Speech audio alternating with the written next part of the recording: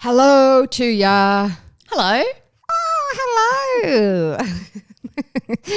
Welcome to Blast from the Pre-Corona Past episode. Malamonte here with you today. Yes. Do you think even when this settles down even more, we're going to still do this? I love it. I do too. I think it's good. It's good fun. It's basically just a nostalgia podcast where we talk about shit that happened a while ago. Yeah, let us know.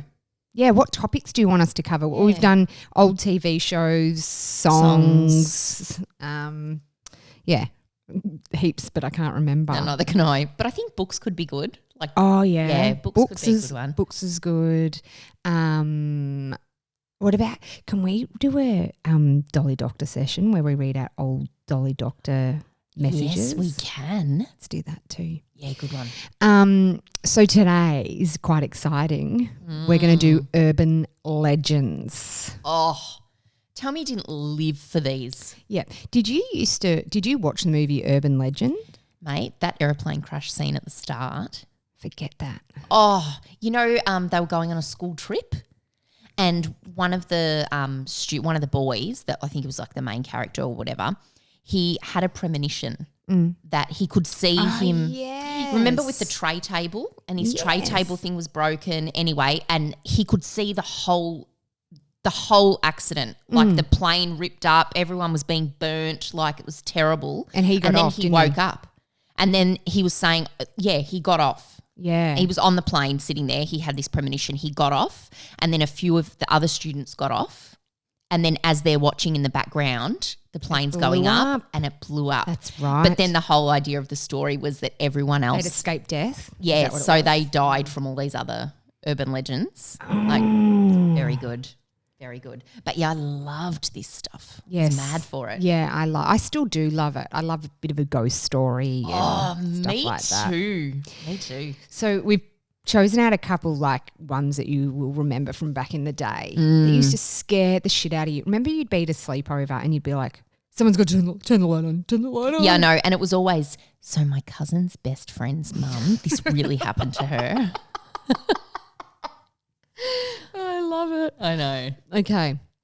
Do you want to kick off with one of yours? Okay. So mine is a derivative of one called The Hook or The Hook Man. Yep. Right? But there's so many different like incarnations of this story. But the one that I remember. Is this the one that you heard from this a cousin's milk bar owner's friend? This was more just a scary story that went around, but it was like, this is totally true. This totally happened. And like it had gone down through the, like the ages. Yeah. Anyway, so the story that I heard was a boyfriend and girlfriend go parking. They're in like this secluded bushland area, just, like getting it on in the car. Hot. Anyway, they've got the radio on and they hear a news bulletin come on saying that a criminal has escaped from a mental asylum and he's around this area where they are. So, everyone be cautious. Anyway, so she starts freaking out and she's like, oh, I want to go. So he goes to start the car and the car doesn't start. So he's like, okay, lock the doors. I'm going to go, walk up the street and try and find a petrol station to get petrol. I'll come back, but just stay here. Don't get out of the car. Anyway, he's gone for ages and she's shitting herself. All of a sudden, she hears this like banging on the top of the roof of the car, right? And then police car flashes are there and they've got the megaphone and they're going, get out of the car, but don't look back. Get out of the car, but don't look back. So she gets out of the car and she ends up turning around and this guy had decapitated her boyfriend and was banging his head on the top of the car roof. God, it was a good sleepover one. God, that's good. Such a good sleepover that's story. Good. That gave me a little bit of chills. Yeah, then. It was so good. And imagine that as a 9-year-old hearing that. Oh, and was banging. Because then when you think about it, then like when she gets out of the car, like as if the guy, like the cops, don't move, get out of the car. I know. And it's just a man banging a man's head on the roof. I know. And it's originally, this is what they believe. Well, you did good research. I didn't do any I did a little bit of research. I don't really know much. But what they're saying is they think that story started as a warning like to scare kids out of premarital sex. So they didn't go parking and stuff like in the 60s and that sort of thing. So they think people like kids would get too scared to go out parking, Yeah. getting up to mischief. Right. Got it. Good urban legend. I remember, something similar to that, but not exactly that one. So that was great. Okay, here's my one. And this is, there was a lady driving on a freeway. Yep. And then she gets off the freeway and goes down a dirt road, and this truck is following her. And he keeps putting his high beams on. Puts his high beams on and then off, and he's getting so close to her. He's honking his horn and she is freaking out. She's just driving fast, trying to get away from clearly this psychopath who is in the truck behind her. And she's going down the dirt road, and then she pulls off and goes into her house, and then she turns around and there's a man in her back seat. He was warning her. He was warning her. So every time he flashed the lights is when the man who would get up to go to kill her while she was driving. And he would flash the headlights. I told that so bad. No. You know what? I've heard that story. Yeah, but mate, who does not, when you get in the car, particularly at night, straight away my hand goes back. Does it? Yep, I look. Of course. Of course you do. No, but I look, and then as I'm driving, sometimes I'm like, did I look properly? And my hand goes back to feel the back but seat. if there was someone there and I would prefer to see them than just have them grab my hand. Can you imagine? Oh, my God. Oh, Jesus. Anyway, so had you heard that one? Yeah, and every time like the psycho would get up in the back seat, lights on, beeping, and then he'd get down and then back up. And she thought the psycho was the truck driver. Yeah, but it wasn't. Oh, I wonder if there's any truth. They've got to have these things have to have started somewhere. Probably. I mean, you get a group of 5 people and you do Chinese whispers and it comes back differently. Yeah, I know. Do you know what I mean? Like literally comes back differently. So imagine like it probably started with like I don't know, a dog bouncing around in the back seat and the man was nervous that it would jump into the Well, my second one is the kidney heist that was going around about how the original, well, the story that I always remember was this happened to someone who knew someone who knew someone who was backpacking in South America or something like that, goes out one night, meets a woman, she drugs his drink, he wakes up in a bath filled with ice and they've taken his kidney. That's in a movie too, right? Well, Urban Legend, that movie, Is it in that too? I think it goes through all the urban legends. That's right, it does too. Yeah. But I read, and that started apparently with and the idea was that someone would take your kidney and then sell the organs on the black market. Yeah. And it started with apparently this guy called Ahmed Koch, unfortunate name, in Turkey, who said that it happened to him. But the whole idea was that he had organised to have his organ harvested and then wasn't happy with the amount of money he got paid for it. So he made it out like it was stolen from him.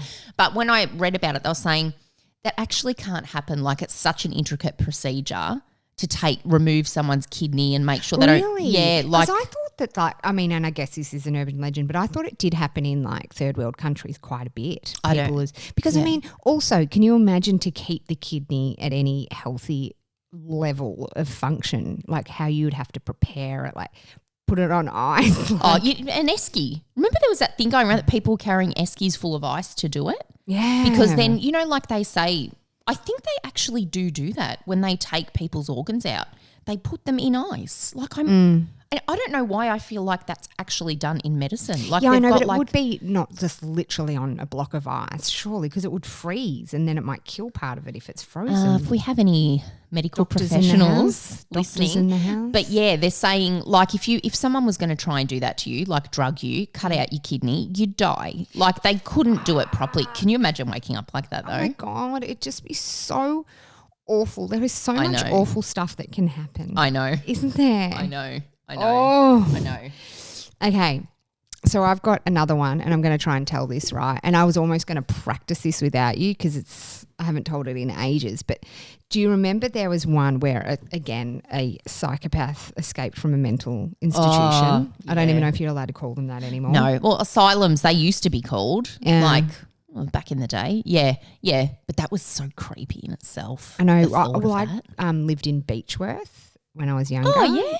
Like not far from the border of Victoria and New South Wales. Is that where they got the bakery, Beechworth Bakery? Yes. And anyway, there was a asylum there. And my mum was like, literally on a full moon, you could hear serious stuff going on. Oh, my God. Yeah, I know. That's terrifying. Full moons make even the straightest of arrows go cuckoo nanas sometimes. I agree. Anyway, okay, so a man escaped from an asylum and he broke into this lady's house and he hid under her bed. And she hears funny noises during the night and her hand just goes down and she feels a lick of thinking it's her dog because her dog would always sleep under the bed and lick her hand. Yeah. And so she just is like, okay, the dog's there. I'm all good. Anyway, then she gets up in the morning, walks out. The dog has been hung and on the wall written in the dog's blood is humans can lick too. Yuck. I just got the worst kind of goosebumps, down in my vagina. Oh, like sexy ones? Oh, not sexy ones. Like, when you're on a ride and it goes down fast. To your vagina? And you get that, yeah. No. Don't you ever get that tingle there? Only it's in your tummy and then goes, if you're really scared, it goes right down. Oh, wow. That's gross. Yeah, how hectic Oh, my God, that's very, very scary. Isn't it? Isn't it funny when you were a kid, in bed, even if I was hot, I couldn't let my arm or leg hang over the bed because I used to think, something's going to grab me from underneath. I still don't love having an extremity hanging outside of the bed. Like, me either. I can talk myself through it, but I always have a leg out of the doona, but not over the bed. Yeah, I'm like, I remember when you were a kid. Yeah. I'm like, remember when you were 40? Oh no, that is scary. Yeah. Oh yuck, that's scary. Have you got another scary one? Let's do another one. Yeah, okay. Well, this is one that okay.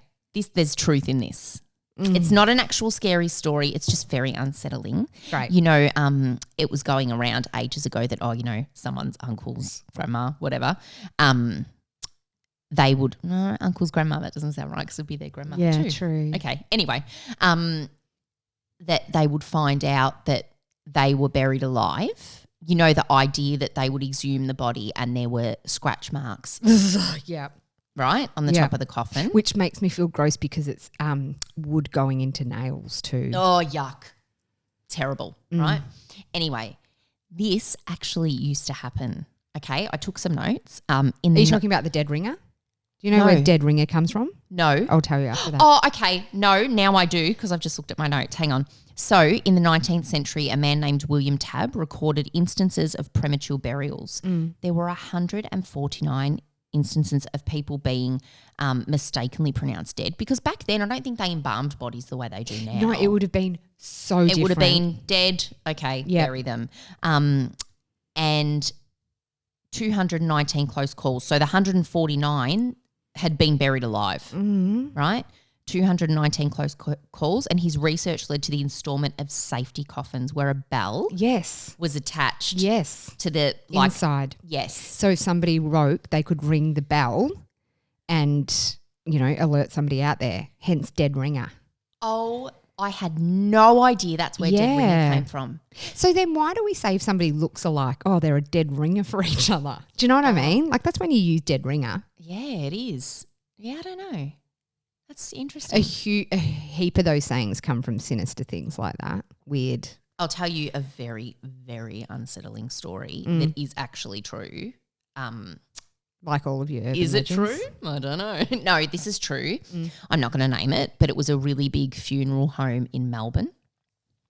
Apparently, they went to court, they got closed down and everything. What they were doing was they would, because people, a lot of people, especially Europeans, want to be buried with their jewellery or whatever, right? Selfish. Yeah, right. That's what I think. But anyway, they would take all the stuff off the bodies and then at the cemetery they would have the funeral and then the person would be buried, but they would wait to cover it with dirt until the family had left and then they would tip the body out just into the ground and take the coffin and reuse it and then just charge people, that's $5,000 for a coffin or whatever. But they were just reusing the same one and then dumping the bodies out. And would they take the jewellery off them as well? Yes. Oh, my God. And, I remember. When was that? Have you looked it up? No, well, look, it's not an urban legend, but I do remember around Mate, I bet you that's said in every city of every country. do you reckon? Yeah.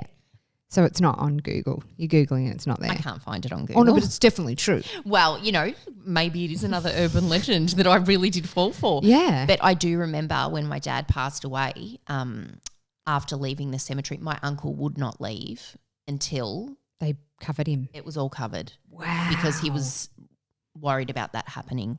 Oh. How is that? Oh, my God. I don't believe it, though. I mean, that is a hectic amount of work to save money for a coffin. Yeah, but think of how much money. No. Think of how much money they're charging people, and especially Europeans that want to be buried in like $30,000 caskets and stuff. Does your dad have one of those big? Nah. Like, I so vividly remember driving with Bax when he was about 4, and we went past a cemetery, and he goes, "Oh, that is beautiful." Aww. And we went past like the European section where there's all the big like headstones and the houses. They and have all the houses, flowers. Yeah, with all the like a whole family in there and in-laws and whatever. People pay that much money. I remember my dad saying he just wanted the little plaque in the lawn. yeah. But we didn't do that. We got him like a headstone, but he's still They're pricey too, I would think. Yeah, they are, mate. That's births, deaths, and marriages are all really good businesses to get into if you want to make cash because it's a time that people will always spend money. Do you think you want to be buried or cremated? I think I want to be buried. It doesn't bother me. I sort of think once I'm gone,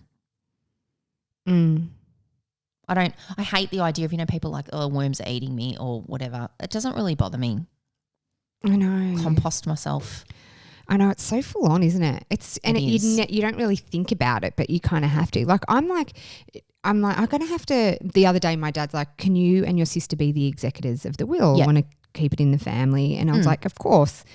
But then I was like, "Well, I probably should talk to Dad about what his wishes are and do it before he gets." Like I spoke to my mum's, but she was literally about to pass, and it was heavy and awful, and we put it off for so long. And I'm like, I think I'll talk to my dad now while he's still healthy and go, what is it that you really want? Yeah, it's an uncomfortable conversation, but it's really important, I reckon. I cannot stress how important it was. And I remember talking to my mum and saying, what is it that you want? And because I was like, Mum, I just want it to be a celebration of your life. She knows like one of my best friend's dad passed about 10 years ago, and they didn't do any form of a funeral. They just invited everyone over, and you bought a picnic rug, and they had a very big backyard, and you had your own food and a picnic rug, and then if you wanted to get up and talk, you could. And it was such a beautiful celebration. You used to drive a combi, and they had the combi all set up there, and then you would write a note and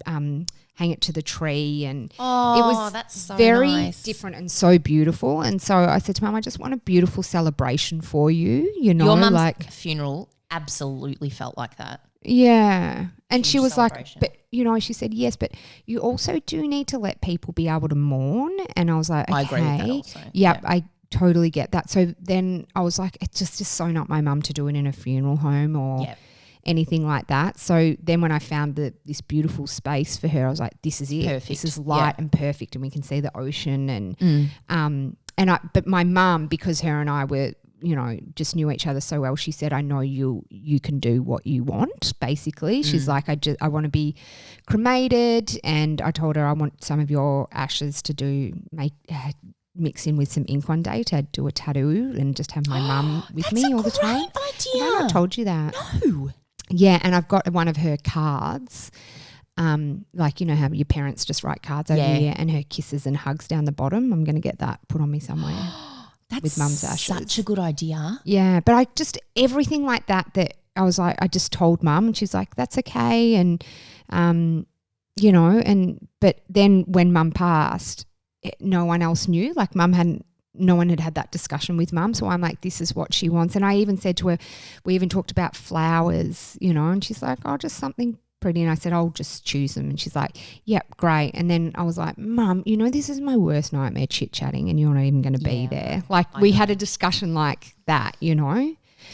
But it is definitely something like Sam and I have briefly spoken about it, and he's like, I know what music he wants played, you know, like, but it's, you just think, oh, it's never going to happen to us. We never know what the fuck is around the corner. I know. And it's really stressful if you're the one not knowing what to do for that person. I know.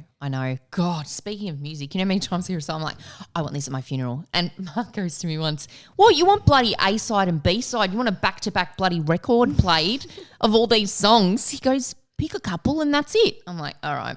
What do you think yours would be? Oh, you know what I love the idea of, and I know this sounds so bogan, right?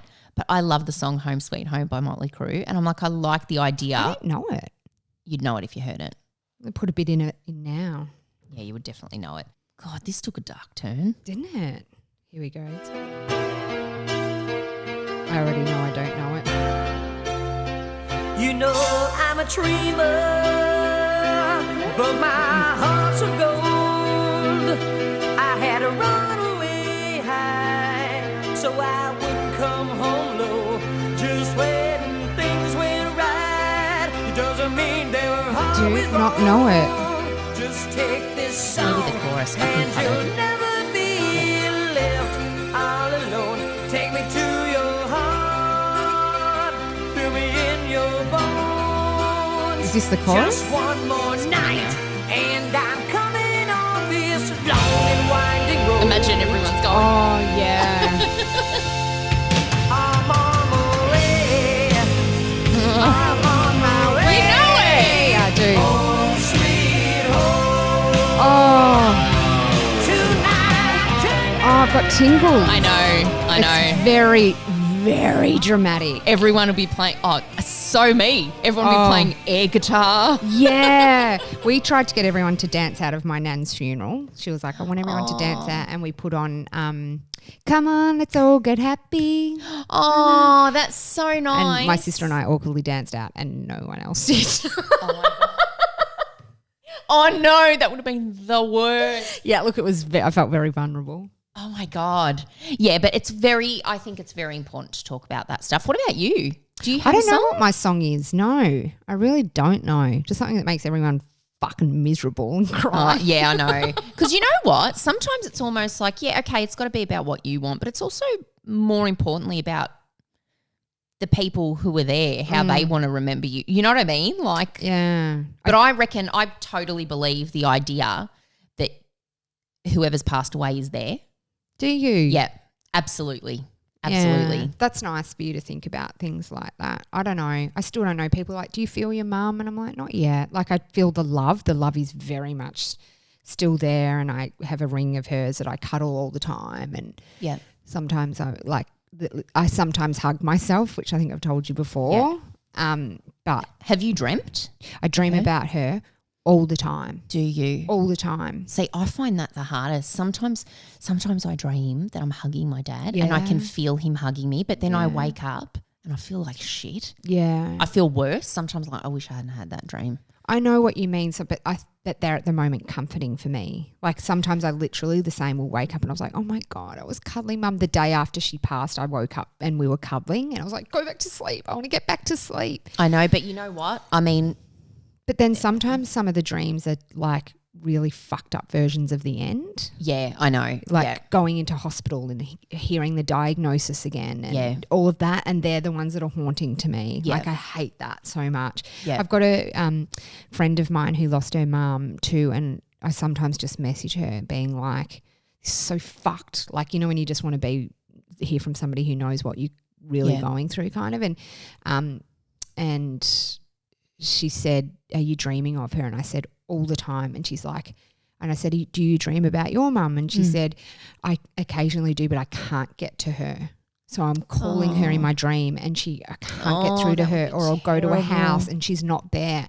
And it was, her mum passed before we had like video phones and stuff. So she's like, I can't hear her voice anymore. Oh, yeah. And I that know. is just so awful for me to Even think about. Yeah. I know. Although I I'm know. not ready to hear my mum's voice. Really? No way. Like her voicemail is there and I keep going, because I can record it into this podcast gear, but I cannot call her phone. And her number's still the first in my favourites. So I just go to my favourite, and my mum's face is still there. And I'm just like, I wonder if I'll ever take that off. You probably won't. And No. So what? Yeah. Anyway, Fuck. wow. Sorry, everyone. Shit. Hope you didn't slit your wrists with that. Urban legends to what songs at your funeral to Wow. Mummy's That went, ashes. that went deep. That went deep. That went so deep. And during this is the thing with this podcast. During this, just how we spoke then, I would never talk like that on the radio. I would never talk like that anywhere. I feel because you who is listening actively choose to listen to this podcast, you're our people. Yeah. And I feel really safe. Yep. Yep. So anyway, thank you for that. We're out of here. Bye. Bye.